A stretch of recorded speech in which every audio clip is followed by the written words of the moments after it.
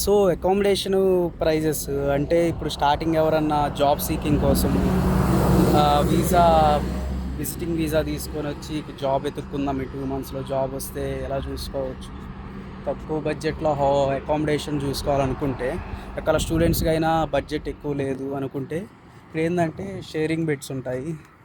Sharing beds వచ్చేసి 6 sharing 8 sharing అలా ఉంటాయి. అవి వచ్చేసి తక్కువలో అనుకుంటే 600 దిరామ్స్ 650 దిరామ్స్ ఛార్జ్ చేస్తారు పర్ బెడ్కి, పర్ పర్సన్కి.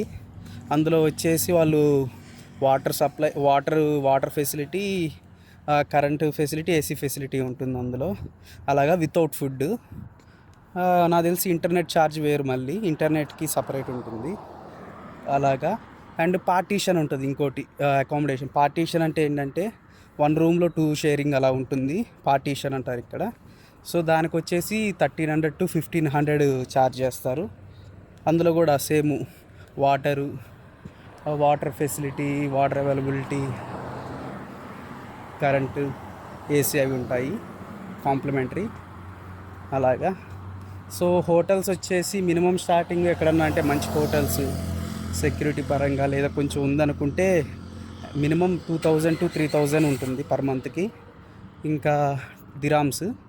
అందులో వాళ్ళే కొన్ని హోటల్స్లో కాంప్లిమెంటరీ బ్రేక్ఫాస్ట్ ప్రొవైడ్ చేస్తారు, కొన్ని హోటల్స్లో అవి కూడా ప్రొవైడ్ చేయరు.